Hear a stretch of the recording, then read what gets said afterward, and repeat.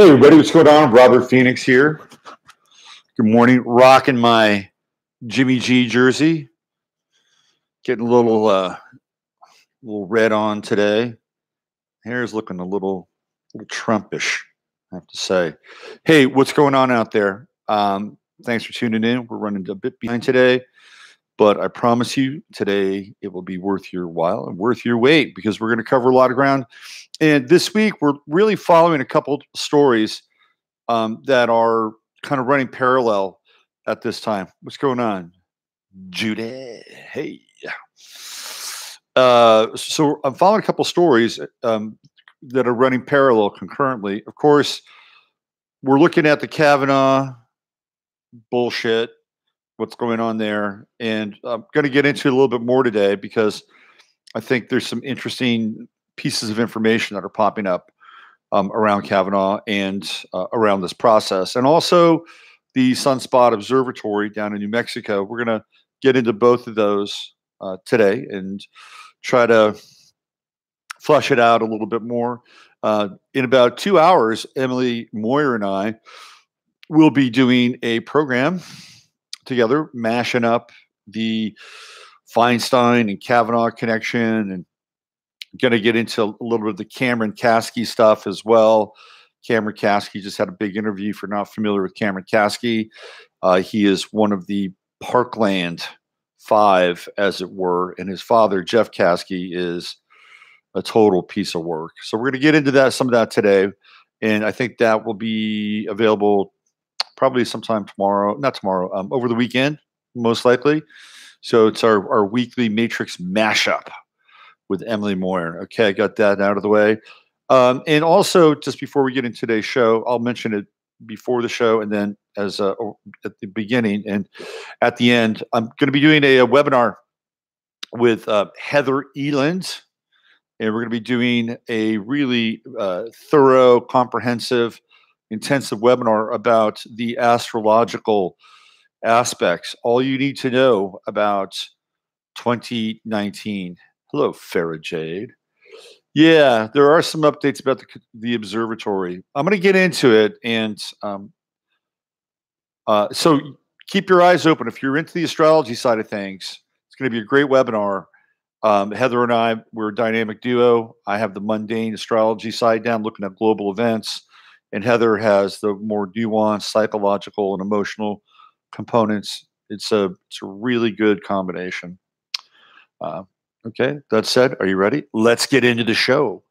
So why don't we start at the observatory piece? So the latest thing around the observatory is that it was closed over child porn. Okay. Now, I've been reading about this for the last couple of days. Randy Moggins posted this on my Facebook page and link. And I love Randy. I think he's great. And I think Randy is right just about 99.9% of the time. I think he might be a little off on this one. And here's why. Here's why I think he's off. Because first of all, we don't know. Let's just be clear about that. We don't know.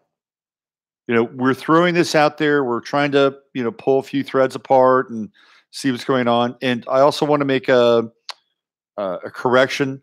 6 observatories were not closed.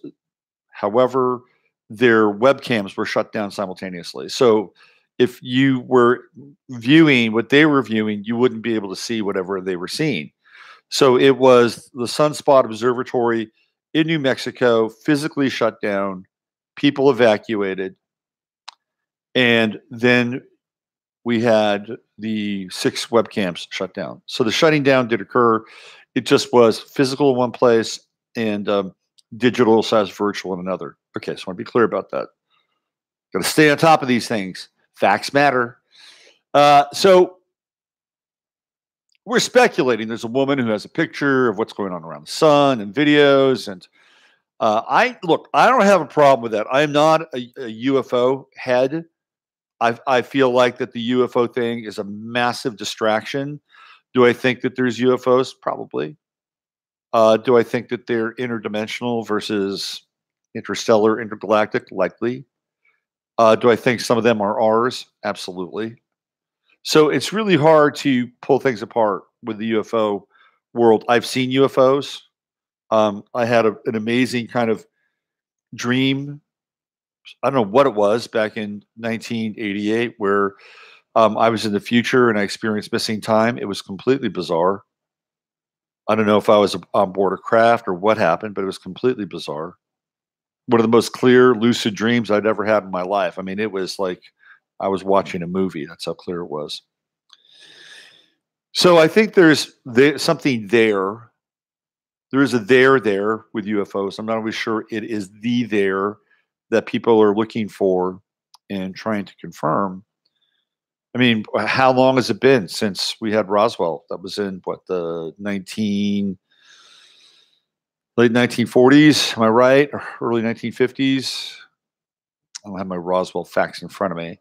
That's a long time. I mean, we're talking well over, half a century, and the evidence and the proof is not more concrete in some ways than it was. And in fact, it's actually getting easier, I believe, to create CGIs or, I've seen some incredible CGI stuff with UFOs, and it's pretty remarkable. Back in the old days, they had the grainy photos and, the trash can lids hanging from telephone wires and stuff like that. And again, I don't think that they don't exist.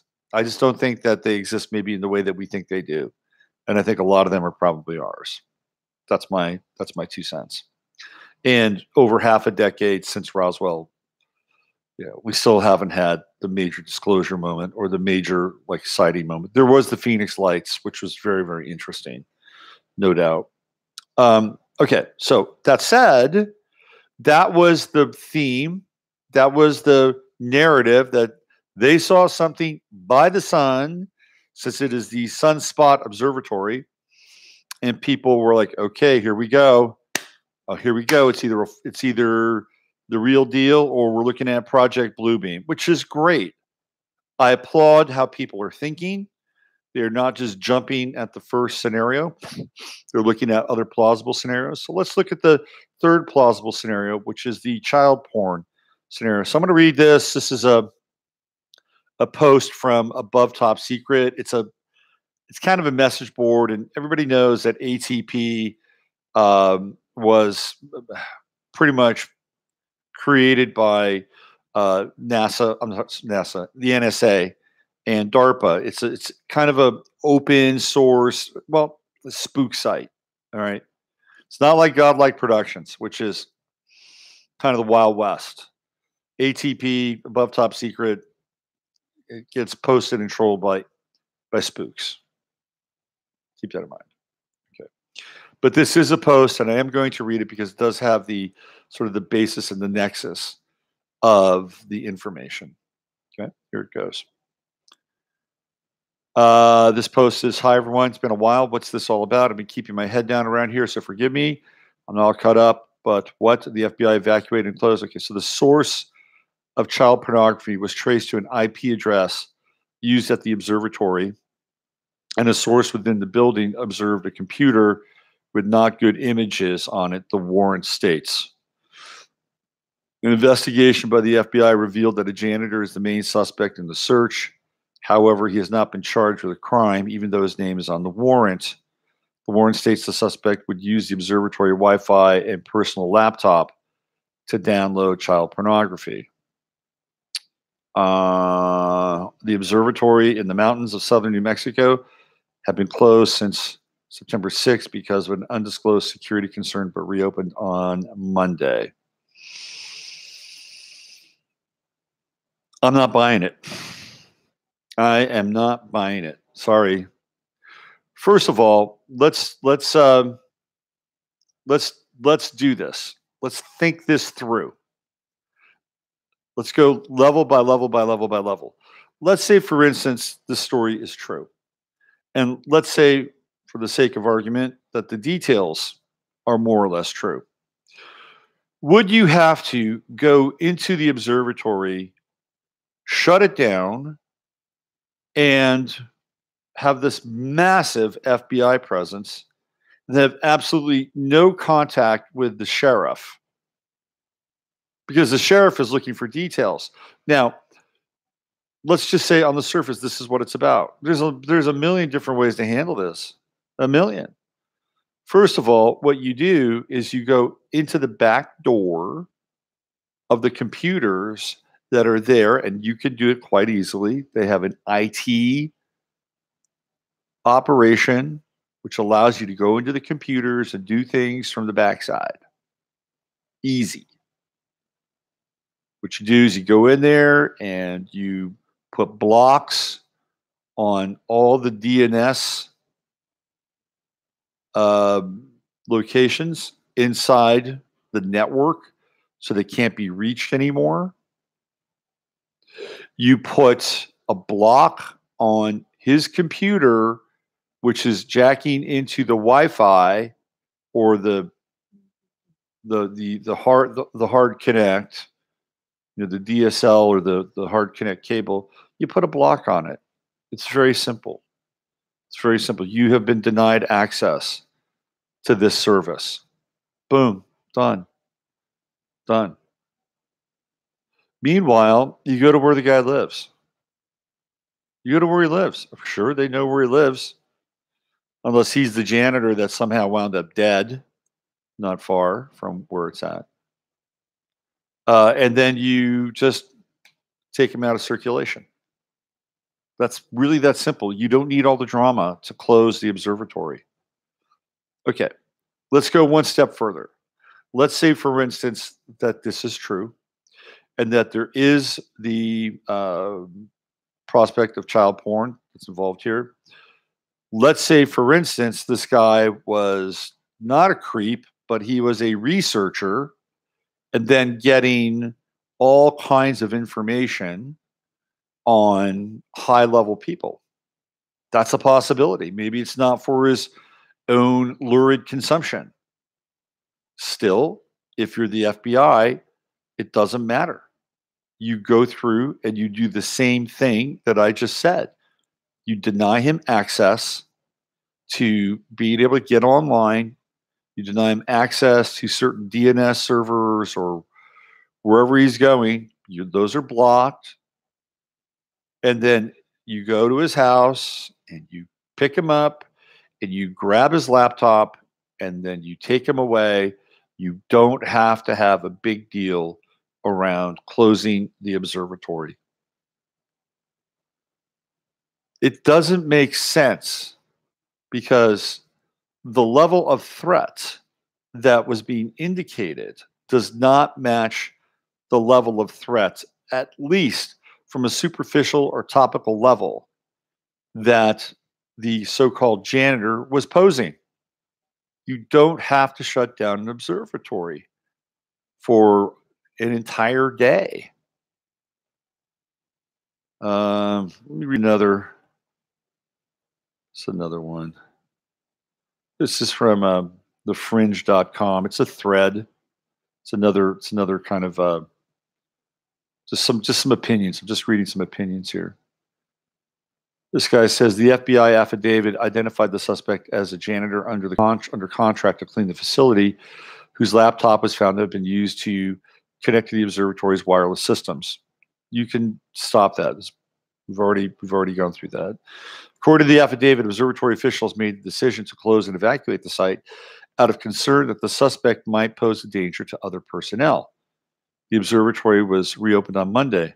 The person has not been arrested or charged, and no arrest warrant has been issued, according to the FBI. And what's up with that? Frank Fisher,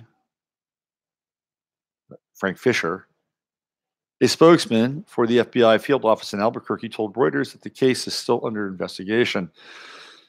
The warrant was issued by a U.S. magistrate in Las Cruces, New Mexico, showed that on September 14th, agents removed from the man's home 3 cell phones, 5 laptops. There we go.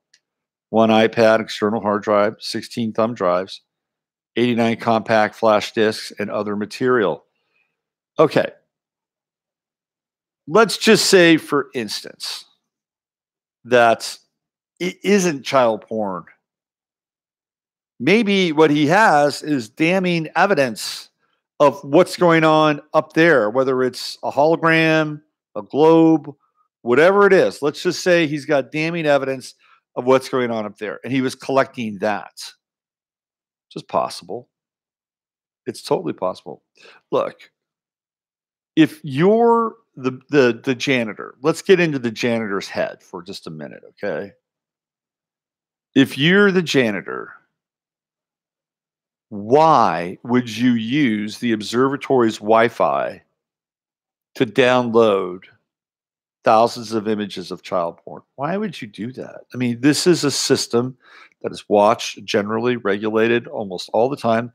There's some security that goes into these observatories. It's not like you're just showing up at an internet cafe. Why would you do that?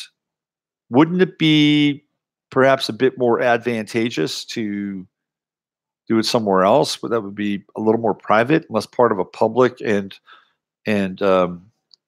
observed inside the observatory system? I think it would be. But then again, I don't have that kind of mind. I don't think like somebody who wants to capture thousands and thousands and thousands of pictures of kiddie pornography and probably worse. I'm not that guy. But we don't know. We don't know what's really there. It may say that on the warrant, but at this point, do you really trust the FBI? You know, do you really trust the FBI? So if they say child porn, I'm thinking not, because the FBI is just not a trustworthy entity, in my opinion. So this still remains a mystery. I don't think there's an easy answer. I don't think we can just go, yep, child porn, there it is. Bada bing, bada boom, done. I don't think that's really it. Are we talking about a massive armada around the sun? I'm not sure it is it either. But something did happen. There's something going on. That guy had a lot of images. And I'm not discounting the fact that the image that he did have had nothing to do with child porn. I think it could be a smokescreen and what we call a red herring. Okay. Let me check in with the chat room. Let's take the temperature of the chat room, see what's going on in there. I don't buy the child porn angle. Me too, UFO, civil forms. Any word on Lucifer telescope being included in the closings? I'll have to check on that, Misty. Security threat, biological toxin, dangerous but not arrested. Yeah, bingo, plausible. I know not to believe the FBI now. No credibility. Yeah, totally. I mean, how can we sign off? How can we sign off on that? It's just, oh yeah, the FBI says so. That's what the FBI says. Bullshit. Utter bullshit. These are the people that helped run 9/11 and the Oklahoma City bombing. And now all of a sudden we're supposed to buy into the child porn thing. That's a bunch of horse shit, if you ask me. And they know that people will buy the child porn thing hook, line, and sinker now because it's so juicy, right? You've got all these QAnon people that are running around with daggers, ready to castrate the child pornographers. And I'm not saying that's probably not a bad idea, by the way. So I think we just have to put this in the bucket of TBD, to be determined, and TBC, to be continued. And will we ever know the truth? Maybe, maybe not. Maybe somebody down in New Mexico might have known the truth, and maybe they're the ones that wound up face down in the parking lot, across the highway from the observatory. But we're living in a time of speculation, rumors and rumors, and rumors of rumors. And from this point of view, it's actually interesting to be a part of, because we get to look in there and pull things apart, and it helps us. It helps us stay clear, stay in our game, and not just fall for the lowest hanging fruit that is sitting right in front of our face. Okay, why don't we change topics here and transition to what's going on with the Kavanaugh. We're going to talk about Gorsuch, Neil Gorsuch, and Brett Kavanaugh. Okay. First of all, the Mueller emails have been released. They've been heavily redacted, of course. The Mueller emails were obtained or attained by a Freedom of Information request by Freedom Watch. So if you're interested in those, you can go over to True Pundit, who seems to be in the eye of the hurricane around this stuff. And unfortunately, Trump did not release the emails. Jeff Sessions did not release the emails, but they were released on request by a FOIA from Freedom Watch. So they're out there. It's it's tough sledding. Black marker, black marker, black marker, black marker, black marker. Good luck. So the Kavanaugh vote has been canceled, and there's another day of hearings that are taking place with it. Crazy. Crazy, crazy, crazy, crazy, crazy, crazy. So here's the big rumor. The big rumor is that Blasey Ford, the woman who sent the email to Dianne Feinstein, who became her hashtag #MeToo pimp,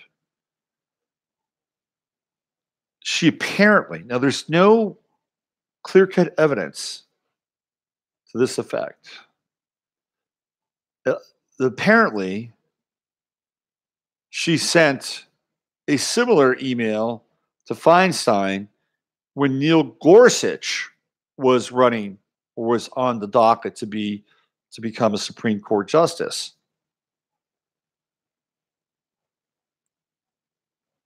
Okay, if you think that that's crazy, I'm going to tell you why it's not crazy. Because there's connections here. She's already, so the rumor is she's been on the record and actually blamed Neil Gorsuch for doing the same thing that she's blaming Brett Kavanaugh for doing. Okay. Now, why is that? How could that be? Well, I'm going to read you a little article here. Decades of fancy meeting you hear for Gorsuch and Kavanaugh. Neil Gorsuch, this is from AP, by the way. Neil Gorsuch and Brett Kavanaugh first crossed paths over plates of beef stroganoff, shepherd's pie, and chicken cubes in thick yellow sauce. They weren't business meals. They shared lunch period at their elite private high school. Brett Kavanaugh and Neil Gorsuch knew each other in high school. Guess who went to the same high school? Christine Blasey. Now, the two may dine together for decades, this time at the Supreme Court. If Kavanaugh is confirmed following hearings in September, he will join his fellow Trump nominee at the High Court, where tradition is that justices lunch together on days when they hear arguments. Gorsuch and Kavanaugh's bonds go well beyond the common conservative ideology. And their days at the all-boys Georgetown Preparatory School, just 11 miles from the Supreme Court's marble halls. They clerked together at the Supreme Court, became federal appeals court judges the same year, served together on a judicial committee, and co-wrote, along with several others, a book about precedent. When Gorsuch was sworn in last year, Kavanaugh attended a ceremony for him at the Supreme Court. Kavanaugh has said they're friends, noting they've known each other seemingly forever. It's because they have. The pair wouldn't be the first best friends or first friends to serve together on the Supreme Court. Sometimes those friendships have flourished. Other times, after working together, friends have had falling down. Claire Cushman, the editor of a book of biographies of justices, pointed to several Supreme Court justices, Supreme Court friendships. John Marshall, the court's fourth Chief Justice, and Bushrod Washington, a nephew of George Washington, studied law under the same man. Sandra Day O'Connor's the court's first female justice, and William Rehnquist dated in law school. Antonin Scalia and Ruth Bader Ginsburg were, in Ginsburg's words, best buddies. From their years together at appeals court, judges in Washington.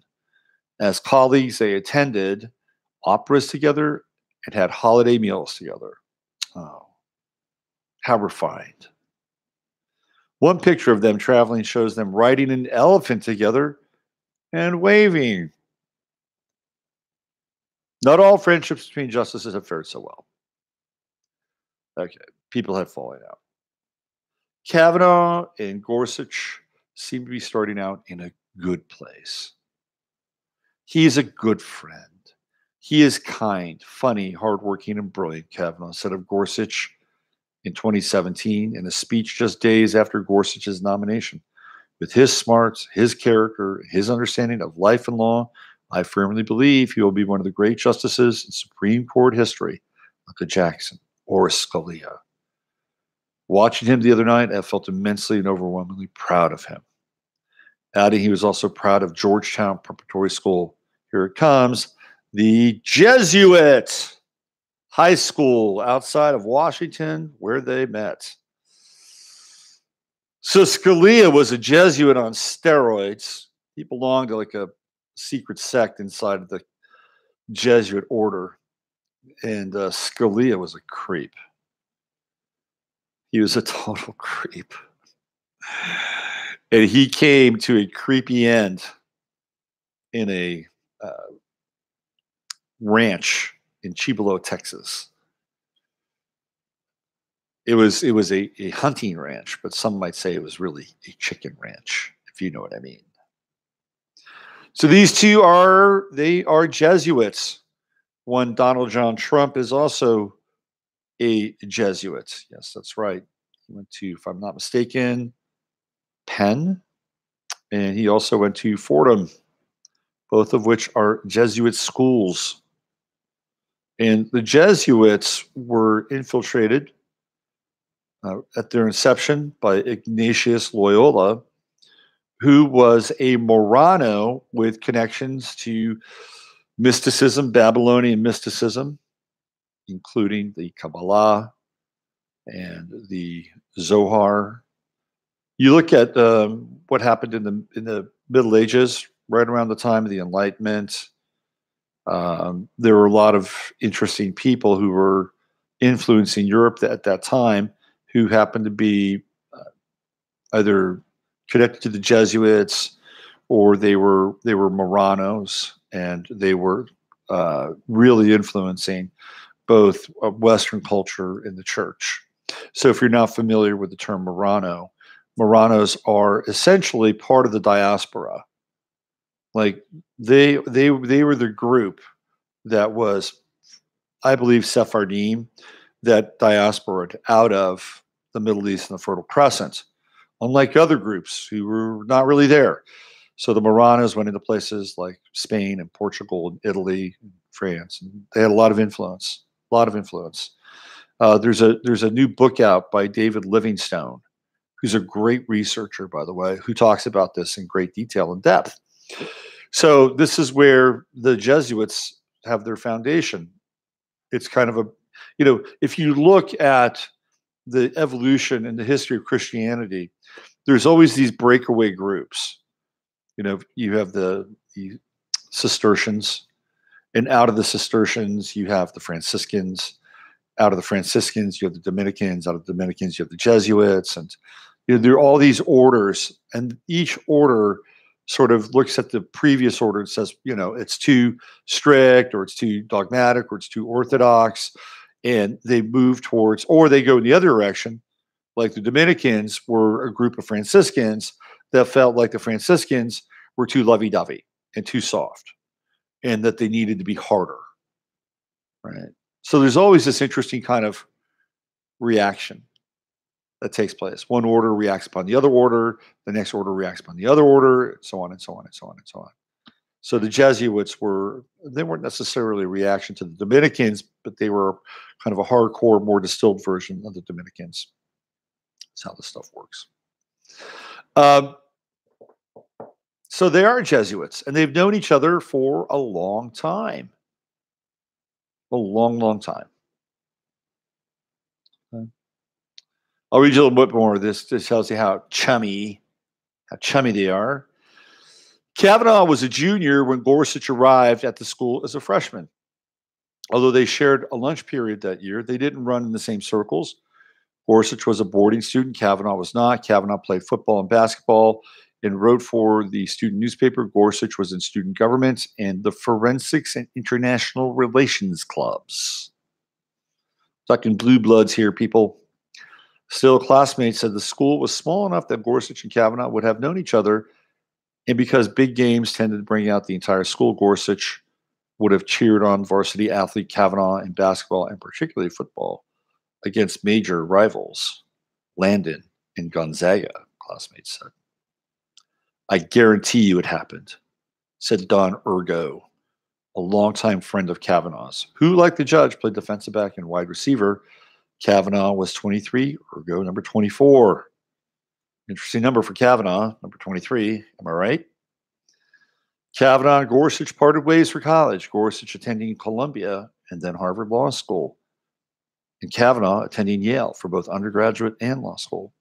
In 1993, though, they both again wound up at the same place as clerks at the Supreme Court. So these guys are tied together. They are twin sons of a different mother. Maybe. We don't know anything about how these people are created.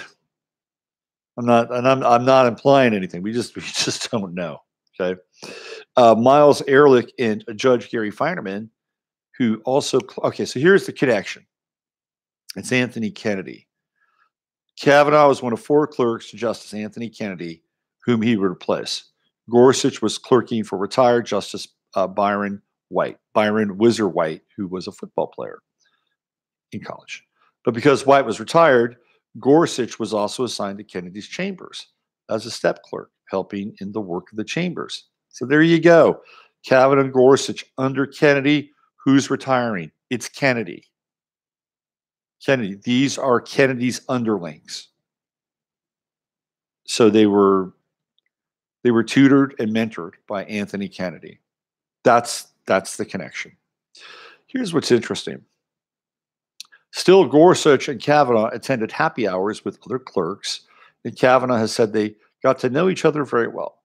After the clerkship, they would have seen each other at Kennedy clerk reunions, and both worked in George W. Bush's administration. All right, this is an interesting piece here, because now we're looking at a rift between the Bushes and the Clintons. Can you believe it? The Clintons do not want Kavanaugh inside of the Supreme Court. And now the Bushes are actually pushing for Kavanaugh. When the Bushes push for somebody, you got to be wary of that. You got to watch your ass. You got to totally watch your ass, because we know what the Bushes are all about. And there's still a lot of Bush influence in the White House today. Jeff Sessions is a Bush guy, total Bush guy.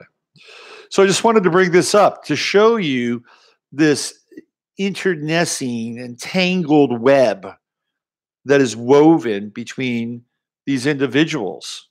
They all come from the same school. Blasey knew Kavanaugh, knew Gorsuch. There's a rumor that Blasey tried to do the same thing and torpedo Gorsuch last year. It's not out of the question.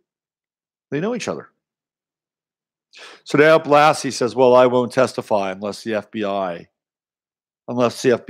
completes its investigation. It's a bunch of bullshit. The FBI is not going to investigate this guy. They're not. You know why they're not going to investigate this guy?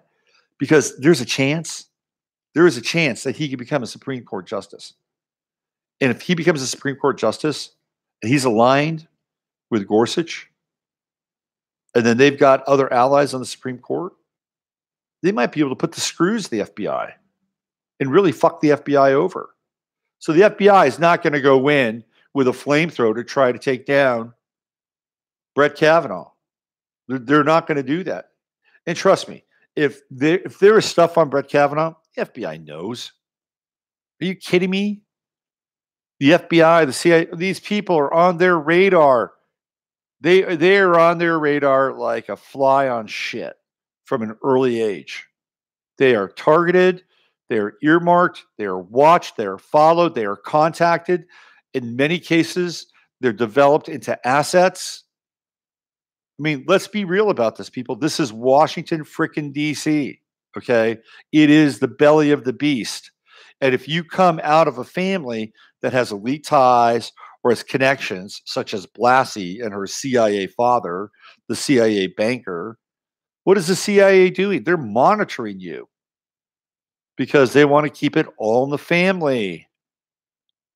So if there's any dirt, any kind of transgression that either Neil Gorsuch or Brett Kavanaugh have undertaken, the FBI probably knows about it. So investigating him is just another fucking dog and pony show. It's just a distraction. Now, will he get elected? Maybe. Clearly, this is a Venus retrograde deal. Venus retrograde in Scorpio. And this is what Blasey is doing. Let's go back in time. Let's pull out the dirt, that scorpionic dirt, right? This is what's happening with Venus retrograde Scorpio. Let's get into the shadows. Let's get into the muck. Let's pull it out. But is it real? We don't know. I mean, did he jump on her and try to kiss her? Likely. But she has no memory of any of this. She has no memory of any of the details. None. Zero. Nada. So again, where do we go from here? It's just another distraction. It's just another, front, a false front to continue to subvert, undermine the government, undermine the process, create noise, create friction, divide and conquer. This is all we're dealing with now. It's all we're dealing, and it's getting absolutely tiring, absolutely boring. People are tuning out. The left is going to screw the pooch because they're trying to make a big deal out of everything. I was listening to this guy on YouTube the other night. He's very insightful. His name is Judah. And I agree with him. He distilled this perfectly. And I will say this without any kind of asterisk or qualification, that there is a clear demarcation between the left and the right. And it is not necessarily a political demarcation. The left and the right, the split between the left and the right, and I've said this before, is a split between the masculine and the feminine. Now, you can flame me all you want. But on the left, what do we have? We have emotional thinking. It is based on emotional thinking and hysteria. Hysteria. The smallest little piece of bullshit is blown up beyond any reasonable proportion. Like, look at this thing with Trump and Russia. We're still waiting. We're still waiting. But, oh my God, this is it. How many times have you heard this is the smoking gun? This is the smoking gun. He's going to be impeached. How many times? It's kind of like the same thing with Darwin. Oh, we just found another potential clue to the intermediary species. While scientists have not confirmed that this is the missing link, it adds yet another piece of evidence to suggest that there was a period and a species that morphed from one state to another. And essentially, we went from being on all fours to being a biped. And yes, this is perhaps another pertinent detail. And that stuff comes up all the time. But it never, ever leads to the nexus of Darwin's dilemma. There is no intermediary species. They'll never find the missing link because there never was one. Never. Nope. So they're doing the same thing here. It's the same thing. Oh, look at this. Look at this. It's impeachable. We've been reading those comments for a year. Nothing's happened. There is this dichotomy of thinking emotionally, and thinking rationally, critically, and logically. It would be great if we could bring the two together. Wouldn't that be an interesting concept to rein in all the distorted emotion so that it could actually have a place inside of the bicameralization of this process? And then we could rein in the rational and the logical so it could have some liquidity, some emotional lubrication. It doesn't become so unfeeling, cold, unkind.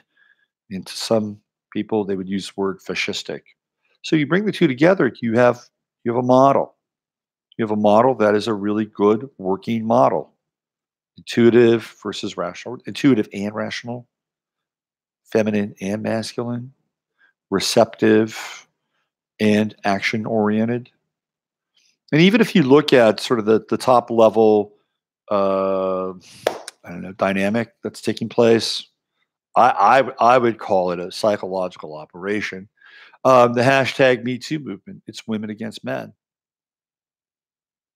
It's exactly what it is. And so to me, this speaks of this split between the left and the right and the masculine and the feminine. And it's just completely polarized. And when you get into polarization, what do you have? You have the metastasization of these two positions. They grow. They become tumescent, right?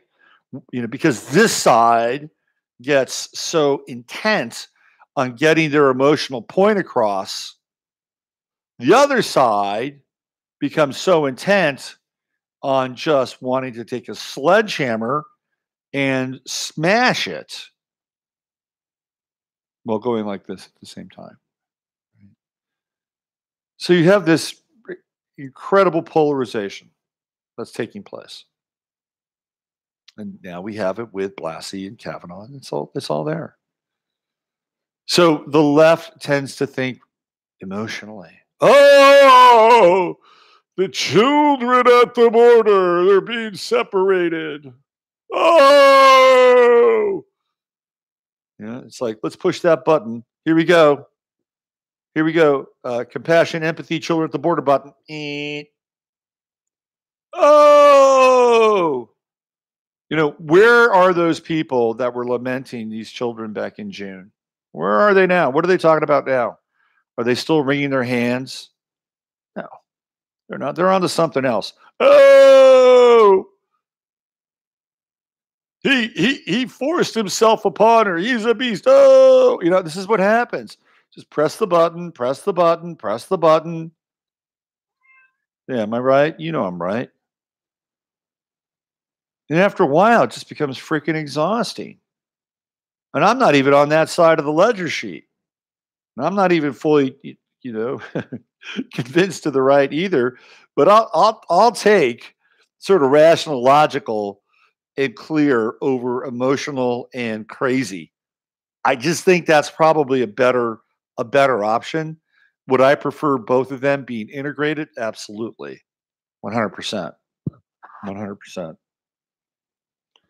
So this is another example of the histrionic stratagem of the left.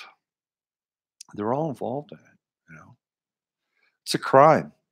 It's a crime. And there are people on the right that are just as much, they're just as culpable, man. They're the perps. They're the enablers. They are the enablers. They let it all happen. And then they go out and they have lunch together and they have cocktails together and they go to the same lurid spirit cooking, eyes wide shut parties together. And that's what people don't understand. It's a rare, and I mean a rare individual who sits outside of the circle of power. Emily and I were talking about, what's her name? Tulsi Gabbard. Tulsi Gabbard says all the right things. She's got street cred. She was a soldier in Iraq. She's a Sikh, right? She's a Sikh, so she's got the spiritual thing going on. She's Hawaiian.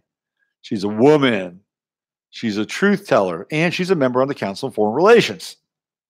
Hello, you don't get there unless somebody picks you up, says, "Come on over here. You got promise. We're going to advance you." So to think that there are people like even Trump, That doesn't mean that the landscape can't change. And I think to some extent it has for Trump. Um, Even Trump was buddy buddy with Chuck Schumer. I used to donate to his campaigns all the time. And well, now they're not perhaps so buddy buddy, at least on the surface. You don't know. Trump could be eating at Church's Fried Chicken with Chuck Schumer, or maybe Long John Silver, since we know how much Trump loves his professionally prepared fast food cuisine, so nobody poisons it, and that's a fact. I got in an interesting conversation 2 days ago. I was at one of my new favorite places here. It's called Nations, or is it no Cultures? Cultures. It's called Cultures, and the reason it's called Cultures is because they serve burgers, Mexican food, and German food. A lot of German food here. It's a German town, and I got a buddy there, and interesting young guy. His name is Joaquin, and he's a fantasy football freak. So we go in there, we talk fantasy football. I sat down next to this guy, interesting guy. He'd been a member of a rock band back in the '80s or '90s in Houston. I gotta ask Dawn Hart about this band. I don't want to mention it on the air because I'm going to say something about the guy, which I thought was interesting. Anyway, we're sitting down, and you're sitting down at a bar. In most cases, in Texas, you're going to run across somebody who's conservative sitting next to you. Pretty good chance, unless you're in Austin. But even here, every now and then, you'll run into somebody who is not. So you just got to kind of play center field for a little bit and see kind of where they're coming from. So I get into this conversation with this guy, and he's certainly pro-Trump and anti-Obama. And we went down the Obama rabbit hole, and there's a bunch of stuff that I told him about that he didn't know. And he considered himself very well researched about Obama. So we're like, and then we get into Trump, and then we get into Israel. Parting of the ways. It's like the Red Sea.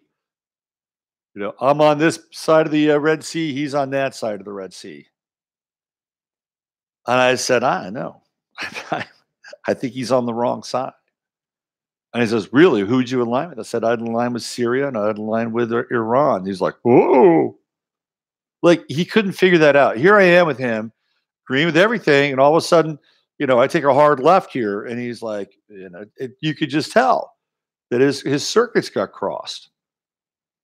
And he's like, well, why? What's your reason? So, well, here's my reasoning. Number one, Iran has a lot of resources. They got a lot of oil. How much oil does Israel have? The only oil they have is what they take. So they get oil from the Golan Heights because they've occupied the Golan Heights. They get oil from, guess where? Iraq, right? All that oil that's pumped out of southern Iraq, they're in control of that, and they're in control of that pipeline, and they make money off of it. But they don't have any oil themselves, except for that little Golan Heights patch that they occupied. Well, who has the oil? It's freaking Iran. And Iran's got a ton of resources. It's bigger, more resources. It was already kind of a vassal state of the U.S. We put in Mossadegh, took him out because, guess what? He wanted to be independent. Can't have that.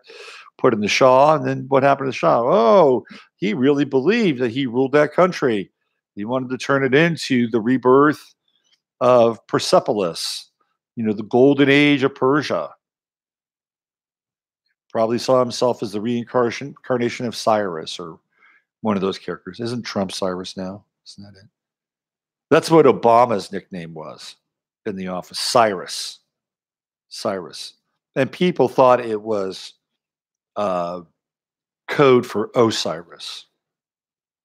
There's a story where apparently, what's her name? The singer. It'll come to me. I always get them mixed up. Oh, anyway. Shit, I'm having a moment now.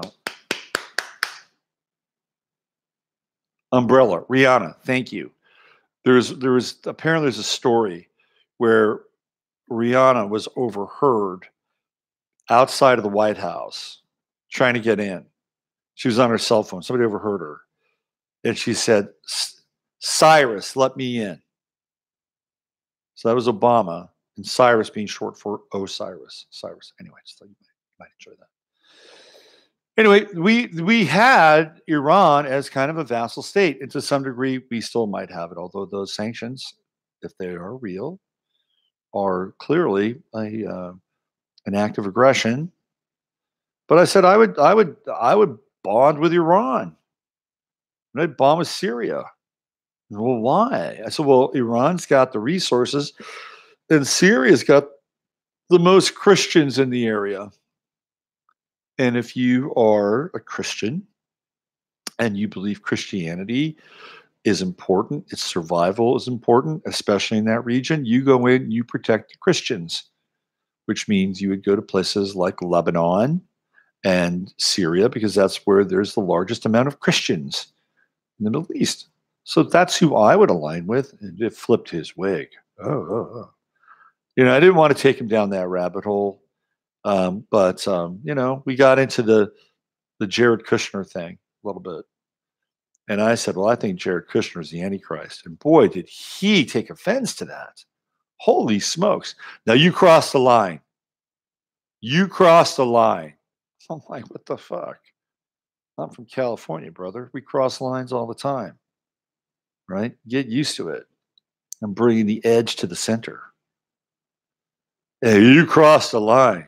I'm like, okay, well, maybe I did cross the line. You got about an hour. I'll tell you why I crossed the line. We don't. So, I'm like, okay, well, maybe you should do a little research on that. He says, I don't think Jared Kushner is. I said, Jared Kushner's running the fucking country. No, he's not. No, he's not. Yes, he is.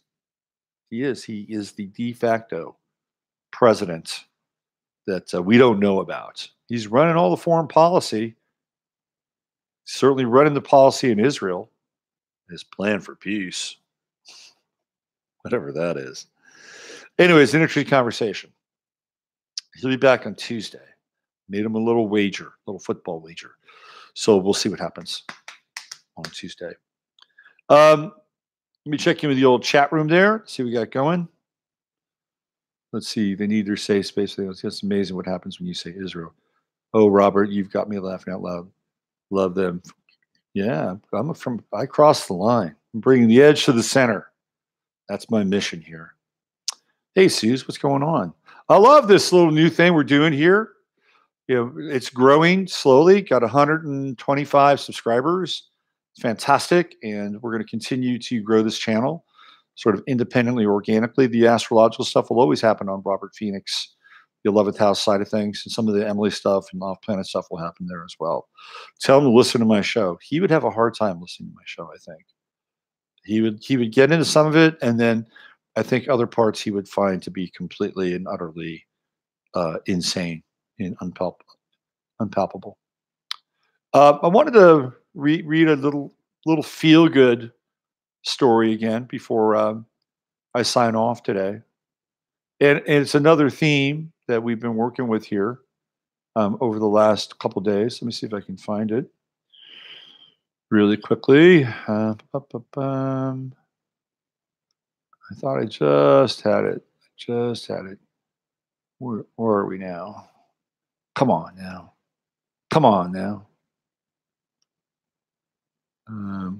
Hold on. I just had it. It was a good little story. And what is that? Okay. Give me one sec, folks. I'm going to get to it. Won't take me that long. But it has to do with dolphins. Since we talked about poor Zafar yesterday, the lonely, horny dolphin of southern France, who's really just looking for companionship, love, abandoned by his pod. Just gotta send some unconditional love to Zafar. So this is from the same website, sorendryer.com. This is really cool. A super pod of 1,000 dolphins spotted on a mass hunt. Wow. If you've never seen a pod of dolphins surfacing and doing their thing, put it on your bucket list. You just got to put that on your bucket list. It's kind of like a herd of caribou, you know, running across the plains together. Only they're dolphins and they're in the water. It's that inspiring. You just see them, and it's like, wow, that is so cool. That I did that in the uh, Gulf of Mexico, Caribbean, Key West, whatever's down there. Right? Whatever. It's like that's where this all these waters kind of meet together. I'm going to read this. Over many millennia, dolphins have evolved to hunt fish with precision, wandering the oceans and ponds in search of food. While this is a daily occurrence for dolphins, it's not easy for humans to catch them in the act. They usually travel further from the shore to find food. A team member at Monterey Bay Aquarium caught spectacular footage showing about 1,000 dolphins on a mass hunt. Over many millennia, dolphins have evolved to hunt with skill and precision, wandering the oceans and ponds in search of food. This is a daily occurrence for dolphins, and one of which usually takes place far from land. But this week, I guess it must have been Dolphin Week, something much more exciting happened. The team member at Monterey Bay Aquarium caught spectacular footage showing about 1,000 dolphins began foraging, gliding through the waters of Monterey Bay. That's really close. You don't see that. You don't see that often, that close to land, while funneling fish through their jaws. Shots like these are extremely rare, as most dolphins go further out from the coast to find food, and it's therefore very difficult to sight them while they're eating. Monterey Bay Aquarium social media content creator Patrick Webster was lucky enough to catch the shots. Speaking of the Washington Post, he said it's a very special sighting near shore of one of the ocean's magical moments, often hidden away from human observation. But to the dolphins, it was probably just another Monday. So I think that's a good sign. I like, I'm into the dolphin. The dolphin is one of the coolest creatures on the face of this earth. They're amazing. Absolutely amazing. So when I read that story about Zafar, I might have joked a little bit, but my heart was like going out to that guy. He's lonely. He's a lonely, horny dolphin just wanting to connect in southern France. And I haven't seen any follow up to that with the Japanese robotic love dolphins. I don't think that the Japanese are that inspired or motivated at this point. But if you ever get a chance, get out into the ocean and be a part of a dolphin crew. It's inspiring beyond belief. And see if you can catch a pod surfacing. It's like your heart just wants to leap out of your chest. Oh, this is great. All right, let me just check in with y'all in the chat room. Dolphins have hand bones in their fins. Ooh, nice factoid from Joe. Lynn says, I used to watch them off Malibu. Yep. Let's see what else. They need their safe. Anything else here? All right, why don't we get on out of here? Hey, if you like the show, tell your friends about it. Bring them over, send them a link, tell them to subscribe, hit the bell. Let's see if we can get this up to 1,000 subscribers in maybe the next 30 days. That would be my goal, because when that happens, I get super chat. That's right. I get to level up and get that super chat. So why don't we get on out of here? A little more information for you to wrap your head around, digest, and break apart. And let it go if you have to. All right. I will be back tomorrow. I think I'm going to have Robert Bonomo on my show. We're going to be talking about his new absolutely excellent movie on the Tarot called The 21 Faces of God. We might do a few other things. Robert's an old friend, and we've done some radio in the past over on Blog Talk.